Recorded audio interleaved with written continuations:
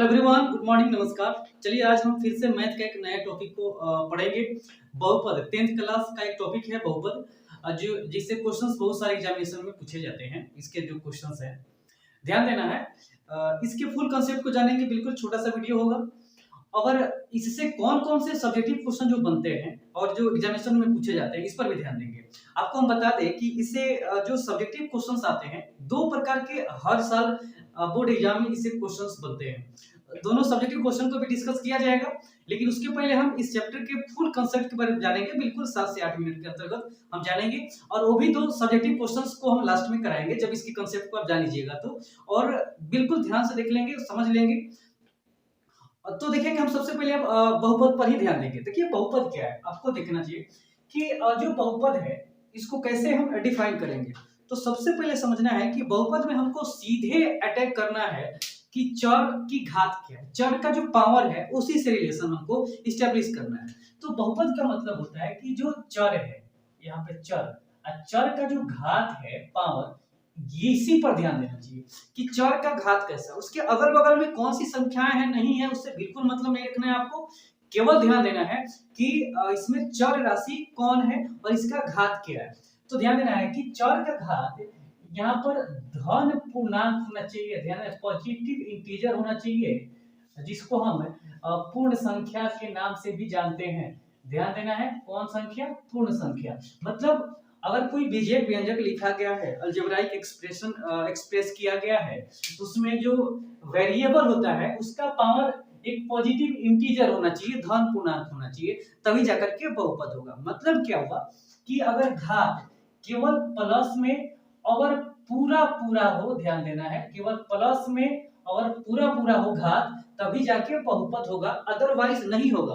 अगर बहुपद का जो घात है, मतलब उसका अगर घात है, अगर ये माइनस में हो जाए, मान लीजिए कि बाटा में हो जाए या रूट में हो जाए या दशमलव में हो जाए, तो वह कभी भी, ध्यान दीजिएगा, वह कभी भी बहुपद नहीं कहलाएगा, कभी भी बहुपद नहीं होगा। मतलब उसको पूर्ण संख्या ही होना चाहिए, मतलब धन पूर्णांक होना चाहिए। आइए एग्जाम्पल के आधार पे हम इस बात को पूरी तरह समझने का प्रयास करते हैं। ध्यान देना है, जैसे अगर हम लिखते हैं यहाँ पे 2x² प्लस 4x माइनस 10, एक ऐसा। फिर एक लिखते हैं 1/2 x का पावर -2 प्लस 6x² माइनस 100। अब इसी पर हम ध्यान देंगे कि दोनों में बहुपद कौन है कौन नहीं है।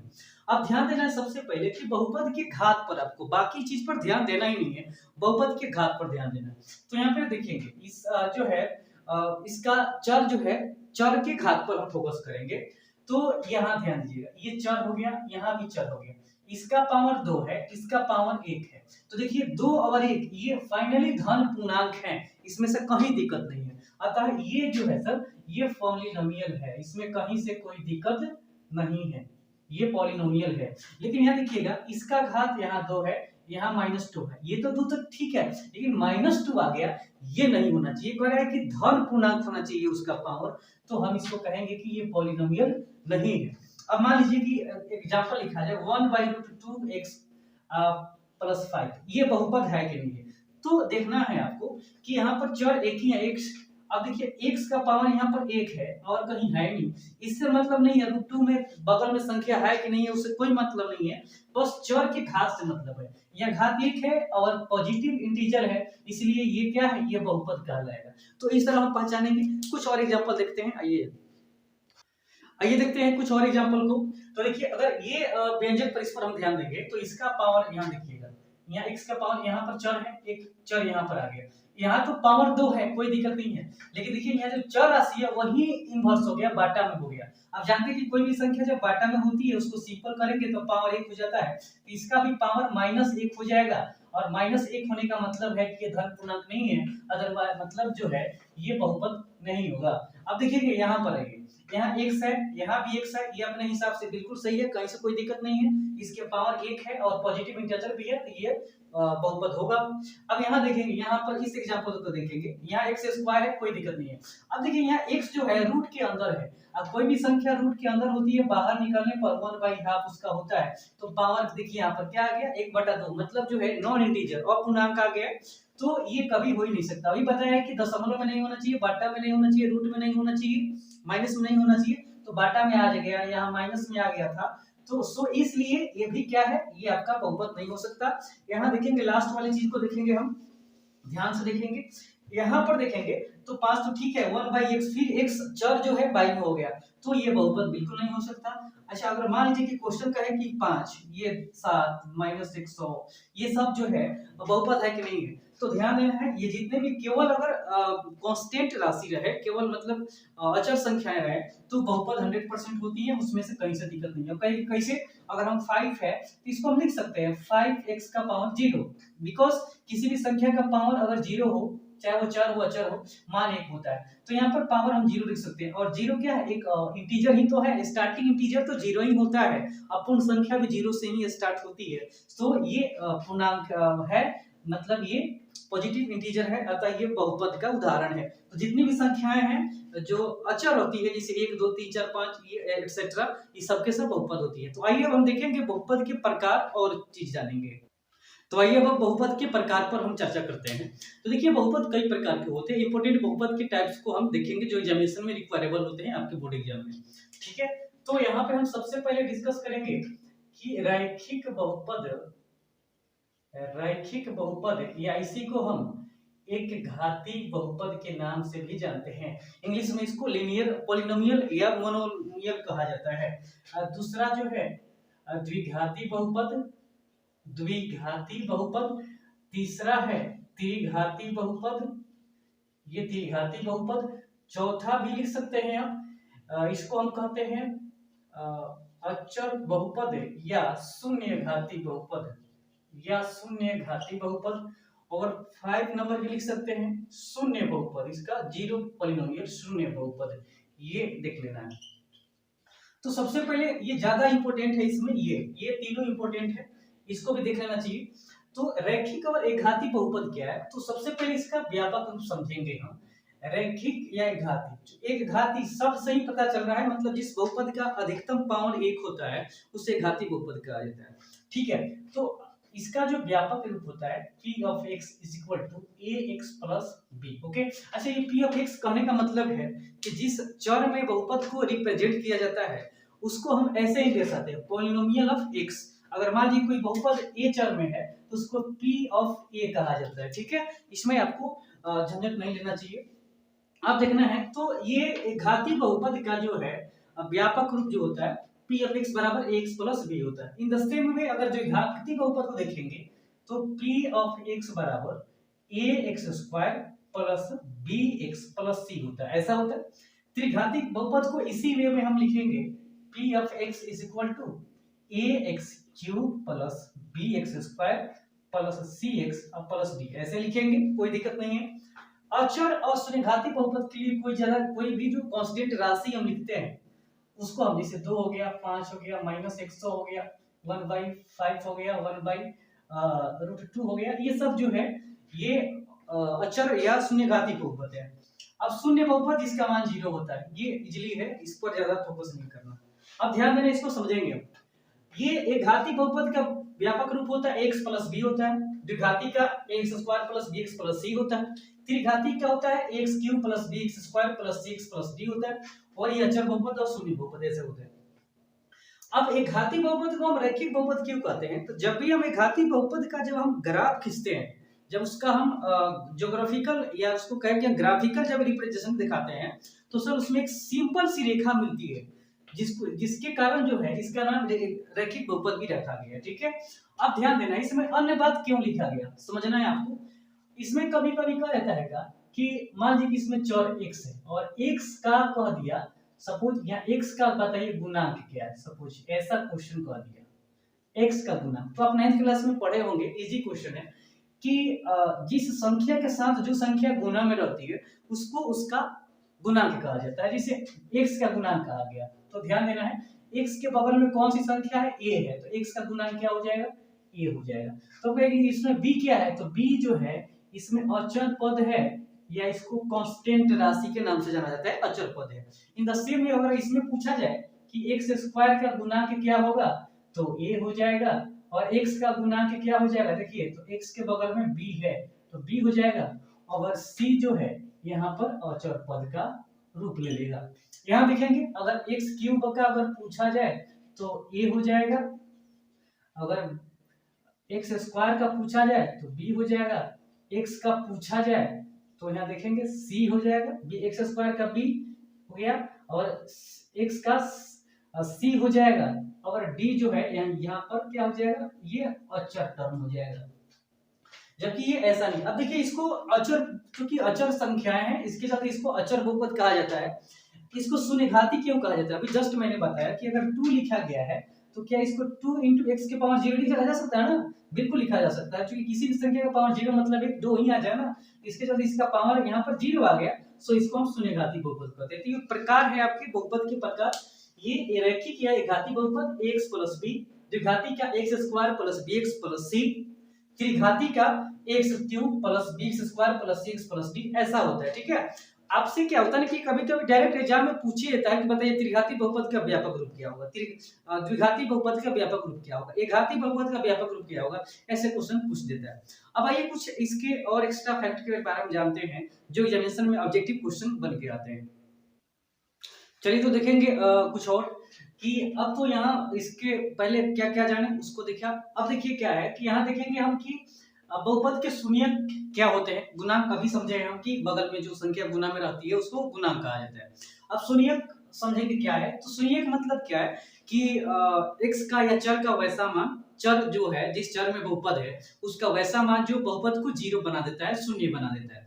जैसे अगर आप सपोज मान लीजिए कि अगर बहुपद है 5x + 2, ये बहुपद है, तो इसका जो है हम कौन ऐसा मान रखे या इसका शून्य क्या होगा, तो जाहिर सी बात है कि x का वह मान रखना है जिसके लिए इसका पूरा मान क्या हो जाए, तो ये 0 हो जाए, क्या हो जाए, 0 हो जाए, मतलब x का मान कितना रखा जाए कि ये क्या हो जाए सर, 0 हो जाए। अब इसको सॉल्व करेंगे आप तो 5x = -2, सो x -2/5 ये आपका हो जाएगा, मतलब -2/5 इस बहुपद का क्या हो जाएगा, शून्यक होगा। आप देखेंगे यहाँ अगर इसका मान रखेंगे तो 5 × -2/5 + 2 हो गया, 5 कट जाएगा, -2 + 2 = 0 आ गया, अतः -2/5 इसका शून्यक हो गया।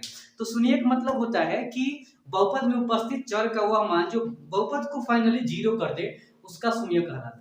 अब देखेंगे कि एक घाती बहुपद, द्विघाती बहुपद और त्रिघाती बहुपद के कौन-कौन शून्यक होते हैं और क्या इनके बीच और गुणांकों के बीच रिलेशन स्थापित होता है, इसको लेकर के हम समझेंगे और सवाल को भी बनाएंगे जो आपके एग्जामिनेशन में सब्जेक्टिव टाइप क्वेश्चन में पूछ ही देता है, डायरेक्ट हर साल पूछता है, इसको देखेंगे हम जरूर। ठीक है, अब देखिए क्या है कि मुद्दा यहाँ पर हम खड़ा करते हैं, तो देखना है क्या है कि अगर हम एकघाती बहुपद की बात करें तो एकघाती बहुपद का जो है P(x) बराबर ax + b होता है, नो डाउट। अच्छा, अगर हम द्विघाती बहुपद की बात करें तो ax² + bx + c होता है। अच्छा, अगर हम उसकी बात करें त्रिघाती बहुपद का तो ax³ + bx² + cx + d, ऐसा हो गया। अब ध्यान देना है कि इसका पावर 1 है तभी तो इसको घाती कहा जाता है, इसका 2 है द्विघाती, पावर 3 है तीन घाती। आपको याद रखना है कि जितना घाती बहुपद होता है उसके शून्यों की संख्या उतनी ही होती है। अगर बहुपद एक घाती है तो शून्यों की संख्या 1 होगी, बहुपद द्विघाती है तो 2 शून्यक होंगे, त्रिघाती बहुपद के 3 शून्यक होंगे। अगर बहुपद का घात 100 है तो शून्यों की संख्या 100 होगी, याद रखना है। क्वेश्चन भी पूछता है कि एक बहुपद है जिसे x के पावर n + 2x का पावर n - 2 + 100, इसके कितने शून्यक होंगे याद रखना है, तो इसके शून्यक n होंगे, मतलब मैक्सिमम पावर जितना होता है उतना ही उसका क्या होता है, शून्यक होते हैं, उतने ही उसके शून्यक होते हैं। तो ये हो गए। अब देखना क्या है कि ये एक घाती बहुपद है तो इसके 1 शून्यक होंगे, ये द्विघाती है तो 2 शून्यक, त्रिघाती है तो 3 शून्यक। अब देखना है कि इसका 1 शून्यक कौन होगा, तो जाहिर सी बात है कि अगर शून्य निकालने के लिए हम क्या करते हैं, मान को 0 करते हैं, तो क्या होगा, ये x हो जाएगा, इधर आएगा तो ये -b, सो x बराबर -b/a। इसका मतलब एक घाती बहुपद में जो शून्यक का मान होता है -b/a होता है, याद रखना ये होता है। लेकिन अगर बाय द वे आपका क्वेश्चन फॉर्मेट बदल के दे दे ये यहाँ प्लस ना दे करके माइनस दे देना, इसलिए इस पर ध्यान देना है कि प्लस दिया कि माइनस दिया। अगर बाय द वे ax यहाँ प्लस ना दे के माइनस दे दिया, अब तब पूछा कि बताइए इसका सुनिए क्या होगा, तो कभी भी ये आंसर नहीं दीजिएगा, तब इसका आंसर यहाँ माइनस तो इधर प्लस हो जाएगा और x बराबर b बटा a। तब इस परिस्थिति में आपका b बाई a शून्यक होगा, ध्यान देना। अच्छा द्विघाती बहुपद है तो इसका फैक्टराइज करके निकालेंगे। इसके दो शून्यक हम एक अल्फा मानते हैं और एक बीटा मानते हैं। इसके तीन शून्यक, एक अल्फा मानते हैं, एक बीटा और एक गामा मानते हैं। तो इस पर हम ध्यान देंगे। अब देखना क्या है, यहाँ पर हम फोकस कर ले तो जो द्विघाती बहुपद है ये अल्फा और बीटा इसके शून्यक है, त्रिघाती बहुपद के अल्फा बीटा गामा इसके शून्यक है। तो याद करना है सबसे पहले कि अगर मान लीजिए कि अल्फा बीटा इसके शून्यक निकाल लिए तो शून्यक निकालने का हम डायरेक्ट फार्मूला भी यूज कर सकते हैं। ये अल्फा प्लस बीटा बराबर होता है माइनस बी बटा ए। देखिए यहाँ पर ये बी होता है, ए होता है। अच्छा ये दोनों का गुणनफल भी आप इजीली लिख सकते हैं, दोनों का गुणनफल सी बटा ए होता है। ये द्विघाती बहुपद। त्रिघाती बहुपद में भी ठीक है, सेम है, जो फल का फार्मूला ठीक है, alpha plus beta plus gamma के लिए क्या करना है, माइनस बी बटा ए करना है, कोई दिक्कत नहीं है। अच्छा उसके बाद क्या है कि अल्फा गुने बीटा गुने गामा, इसके लिए क्या करना है, माइनस डी बटा ए करना है, ये ध्यान देना है। फिर दो को एक साथ गुना लेकर के जोड़ते चल रहे हैं, जैसे अल्फा गुने बीटा प्लस बीटा गुने गामा प्लस गामा गुने अल्फा, तो इसका मान होता है सी बटा ए। याद रखना है इसमें केवल अल्फा प्लस बीटा बराबर हो बी माइनस ए, दोनों का गुणनफल मतलब अल्फा इंटू बीटा बराबर सी बाई ए हो गया। इसमें तीनों का जोगफल होता है माइनस बी बाई ए, तीनों का गुणनफल होता है माइनस डी बाई ए। और ध्यान देना है दो दो को एक साथ लेकर गुणनफल का जोगफल होता है सी बाई ए। ये दोनों इंपॉर्टेंट है, बहुत ज्यादा इंपॉर्टेंट है, एग्जामिनेशन में पूछा जाता है और इसी पे सब्जेक्टिव क्वेश्चन भी बनते हैं।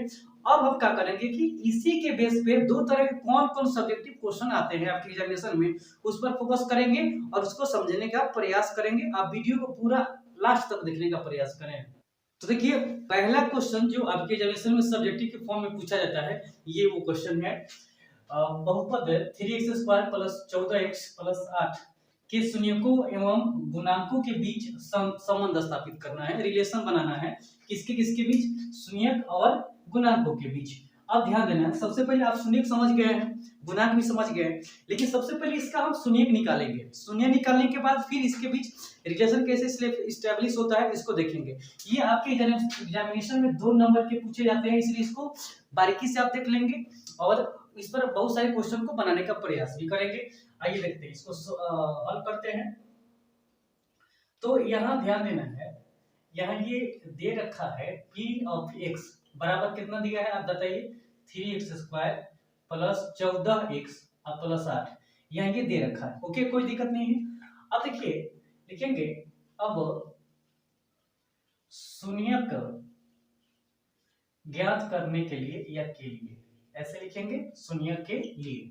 शून्यक के लिए क्या करेंगे, जब शून्यक की बात करेंगे तो इसका मान शून्य क्या कर देता है, 0 कर देता है, तो आप यहीं पे 0 कर सकते हैं, कोई दिक्कत नहीं है।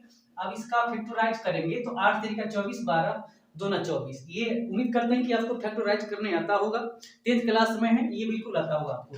तो 3x² प्लस ये हो जाएगा 12x और उसके बाद 2x plus 8 is equal to 0। कैसे होता है ध्यान, फर्स्ट लास्ट में गुना करते हैं 8 तरीका 24, मिडिल वाले टर्म को ऐसे दो हिस्से में बांटते हैं कि गुना करने पर 24 आना चाहिए और कैलकुलेशन करने पर 14 के बराबर आना चाहिए। तो 12 दूना 24 आ गया, 12 दो 14 भी आ गया। अब दो दो का पेयर लेंगे, यहाँ पे हम क्या करेंगे, पेयर लेंगे और कॉमन निकालने की कोशिश करेंगे। तो 3 है 12 है, 3 कॉमन होगा, x² x है तो x कॉमन होगा। अब इसमें 3x से 3x² में डिवाइड करेंगे तो बच जाएगा x, तो x हो गया और 3 चौका 12 4 हो गया। x है तो फाइनली ले लिए तो कुछ नहीं बचे, इसमें केवल 2 कॉमन लेंगे, x केवल एक में है नहीं लेंगे कॉमन, ये हो जाएगा 4 बराबर 0 हो जाएगा। अब देखिए क्या है कि ये 3x इधर का बाहर का है, फिर ये +2 इधर इसको लेंगे, ये दोनों में से एक कॉमन हो जाएगा तो x + 4 आपका हो जाएगा सर, और ये 0 हो गया। अब देखना क्या है, तो यहाँ क्या करेंगे ध्यान दीजिएगा, दोनों का गुणनफल 0, तो 3x + 2 का भी गुणनफल क्या हो जाएगा 0। यहाँ ये उसके बाद x + 4 का भी क्या हो जाएगा गुणनफल 0। तो यहाँ लिखेंगे इसलिए x बराबर हो जाएगा ये -2 हो जाएगा और 3 डिवाइड करेगा, यहाँ x का मान कितना हो जाएगा -4। तो देखिए एक इसका शून्य निकल के आ गया -2/3 और एक आ गया -4। अब इस पर हम रिलेशन कैसे स्टेब्लिश करेंगे, ध्यान दीजिए। आप यहाँ पर बगल में ध्यान देंगे। अब क्या करना है, एक स्टेप और करना है, लिखिएगा यहाँ या ax लिखेंगे ax square plus bx plus c, चूंकि द्विघात बहुपद है तो ax square plus bx plus c से तुलना करने पर, तुलना करिएगा, क्योंकि जब तक आप कोएफिशिएंट गुणांक नहीं लिखिएगा तो रिलेशन कैसे स्थापित करिएगा तो a का मान लिखिएगा, तो a का मान इसके बगल में कितना है 3, तो 3 हो गया। b का मान कितना है तो 14 हो गया और c का मान कितना है तो 8 हो गया, है ना। अब लिखेंगे यहाँ पर, अब संबंध स्थापित करने के लिए आप लिख सकते हैं करने के लिए। अब देखिए तो मूलों का या शून्यकों का योग निकालिए, शून्यकों का योग, तो शून्यकों का योग बराबर क्या होता है बताइए, तो आप ही बताइए शून्यकों का योग क्या हो गया। तो शून्यकों का योग तो एक आया है -2/3, अब इसको एक क्या है आपका -4 है, -4। अब क्या करना है, इसको कैलकुलेट करिएगा तो इसके नीचे एक है तो 3 हो जाएगा, 3 हो जाएगा -2 हो जाएगा कितना आपका 4 3 12 हो जाएगा। अब कैलकुलेट करिएगा तो कितना हो गया आपका माइनस, ये 4 3 12, सॉरी 4 3 12, तो 12 और 2 14/3। अब आप बताइए कि अब मूलों का जोगफल या शून्यकों का जोगफल अल्फा प्लस बीटा का मान, देखिए इसको लिखते हैं -b/a। अब देखिए तो ये b का मान, ये तो माइनस है, यहाँ पे b आ गया, यहाँ पे कितना हो गया 14, a का मान कितना है यहाँ पर देखिए, a का मान जो है 3 हो गया। अभी इसके पहले आप देखेंगे वीडियो पीछे करके देखेंगे कि मूलों का जोगफल मतलब अल्फा प्लस बीटा का मान क्या बताया था -b/a, यही तो रिलेशन बताने के लिए कह रहा है। तो देखिए ऐसे करिएगा ना तो आपका -b/a आ ही जाएगा, ये अपने आप एडजस्टमेंट होता है। अब देखिएगा गुणनफल, शून्यकों का गुणनफल, तो यहाँ लिख लेंगे गुणनफल लिखेंगे तो गुणनफल कितना हो जाएगा तो -2/3 इंटू -4, कैलकुलेशन करेंगे हम तो माइनस माइनस हो जाएगा आपका प्लस 8/3 हो जाएगा। अब इसको करेंगे तो हो जाएगा c/a, देखिए गुणनफल c/a भी होता है। तो इस तरह क्या होगा कि आपका रिलेशन क्या हो गया इस्टेब्लिश हो गया, क्या हो गया इस्टेब्लिश्ड हो गया। तो ये एक क्वेश्चन ये पूछता है 2 नंबर का, बहुत ही ज्यादा इंपॉर्टेंट है, आप इस तरह इसको बना सकते हैं इजीली। देखिए दूसरा क्वेश्चन क्या है इसको देखेंगे हम, तो देखेंगे ये दूसरा क्वेश्चन जो आपके एग्जाम के लिए बहुत ज्यादा इंपॉर्टेंट है, ध्यान देना है। कह रहा है कि एक द्विघात बहुपद ज्ञात करें जिसके शून्यकों का योग -14/3 तथा गुणनफल 8/3 दिया है। इस तरह का मतलब जो है इसके पहले बहुपद दिया था, शून्य निकालना था, फिर से गुणांकों के बीच और शून्यकों के बीच रिलेशन स्टैब्लिश करना था। इसमें क्या है कि इसमें शून्यकों का योगफल और गुणनफल दिया है और उससे हमको क्या करना है बहुपद निकालना है। देखिए इसको बनाने के लिए 2-3 मेथड है, लेकिन सबसे जो आसान मेथड है जो हर पर लागू होता है, आप यहाँ पे हम उसको बताने वाले हैं। तो ध्यान देना है कैसे हम इसको डीलिंग करेंगे। तो सबसे पहले लिखेंगे हल और करेंगे बहुपद निकालने के लिए, तो लिखेंगे माना वह द्विघात बहुपद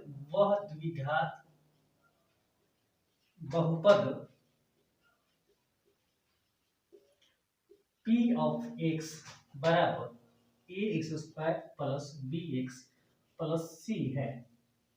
हो गया, कोई दिक्कत नहीं। अब ध्यान देना है यहाँ दिया है, क्या दिया है ध्यान दीजिएगा, यहाँ योगफल दिया है, सबसे पहले मूलों का योग दिया है, तो योग कितना दिया है -14/3 तथा आप ध्यान दीजिएगा यहाँ क्या दिया है गुणनफल दिया है, मूलों का गुणनफल कितना है 8/3 है। अब इसको हम यहीं पर प्रोसेस करते हैं।